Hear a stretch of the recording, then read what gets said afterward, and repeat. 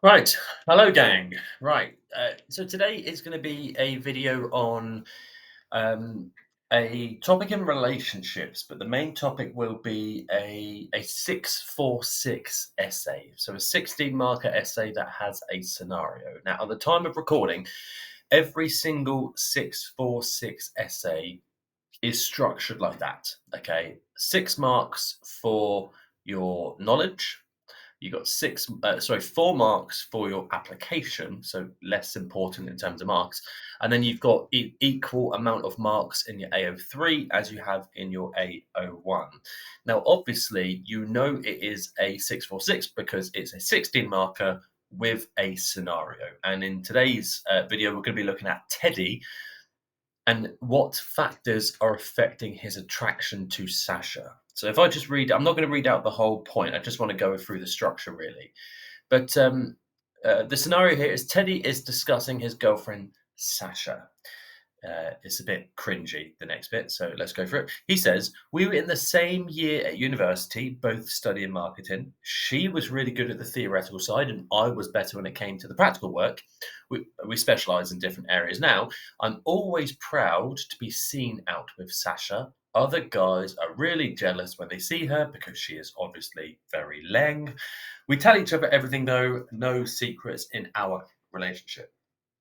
Now, first thing to note here is what a 646 essay actually looks like. My very strong advice would be for you to write all of your AO1 without mixing AO1 and AO2. Very strongly believe that. As an examiner, very strongly believe that. So a 646 essay starts with a pretty detailed 6 mark AO1. Now you can see here all the terms in bold are terms that are specific to this bullet point. So, similarities in social demographics, increased likelihood of interaction and familiarity, close proximity, similar attitudes. But the point being that your AO1 needs to be detailed, it needs to be accurate, and it needs to be full of good terminology that's specific.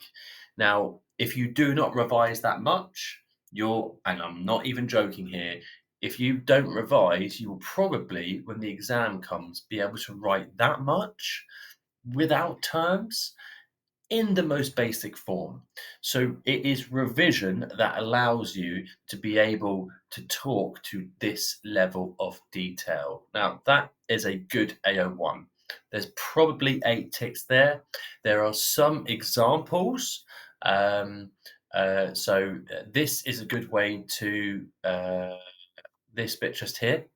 I'm giving an example of what I am talking about in detail. So I say, one way in which couples may complement each other is through their respective strengths and weaknesses. And then I've gone, for example, if one partner excels at planning and organization while the other is more spontaneous and creative, they can collaborate to create a balanced and fulfilling relationship. That is credit worthy. Always look to give logical examples to explain what you are talking about.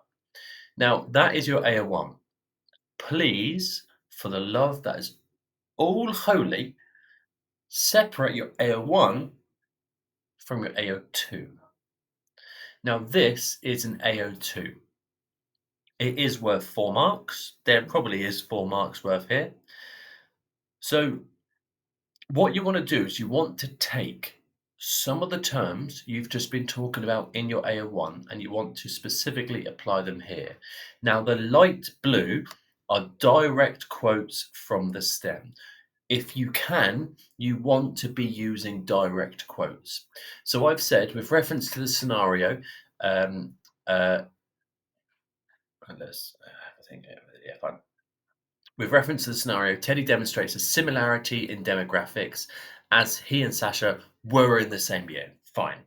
Now, students sometimes think simply quoting the stem is enough to get full credit. It isn't. The dark blue is where I've gone beyond the stem, and that is where the marks are for AO2. I often say to students, when you sit your exams, AO3 is not your enemy anymore. You know how to structure, you know how to evaluate, you know how to elaborate, you know how to evidence, you know how to link back. AO2 is by far the worst enemy. So what I've done here is I've said it is likely that they would have been familiar with each other as they probably sat in the same lecture hall. I'm going beyond the STEM here. Furthermore, we can also see that Teddy is confident that they have significantly disclosed to each other because he says there are no secrets in our relationship. A little bit of credit there. As their relationship deepened, they probably had several nights uh, in which that's supposed to say in which they exchange personal and private anecdotes and experiences which intensify attraction beyond merely being physically attracted to each other. Now they're attracted to each other at a deeper level because they have self disclosed. That is how you want to structure your AO2s, by the way. If you can, direct quote, then a little bit of elaboration going beyond the stem. Finally, for this one, you're looking at two, in my opinion, some teachers say three, but two detailed peels. If we have a look at the detail here, look at the detail of these two peels. It's roughly similar to that of our AO1, which you want because they are both worth 6 marks. So you've got a full page here of AO1, and then you've got, roughly speaking, a full page here of AO3. If I were to write another AO3, I'm overkilling the detail of AO3, possibly at the expense of the AO1 detail. Now, there are plenty of videos of me going through this elsewhere, but this is how you structure a peel. The pink is your short, sharp point, right? One sentence. The theory could be regarded as outdated. The theory has got some research support. One short, sharp point demonstrating what you are actually talking about. The burgundy is evidence to show you that I'm not BSing. So I've said here the filter theory could be regarded as outdated, and then I've given a two sentence uh, evidence.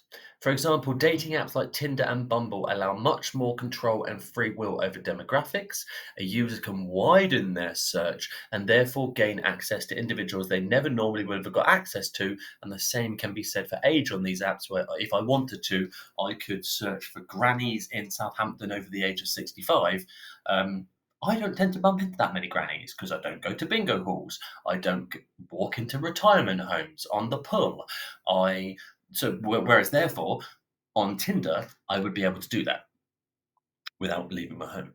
So it has become outdated. Now, the green bit here, remember, is your elaboration. Why is your point important? Well, it's lacking, it's obsolete, it is lacking in temporal validity. It's probably as a result considered relatively useless. And therefore, the rapid pace of technology makes it difficult to come up with accurate theories. So have a look at how detailed this elaboration is. It is never ever one sentence. You cannot have a one sentence elaboration. That literally makes no sense whatsoever. Before finally finishing with two link backs there as well. So this is a model answer. It's got a detailed AO1 with a lot of terminology. The AO2 has got two quotes and then goes beyond the stem in both cases.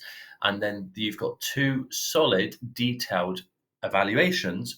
One is a weakness, and then one is a strength as well.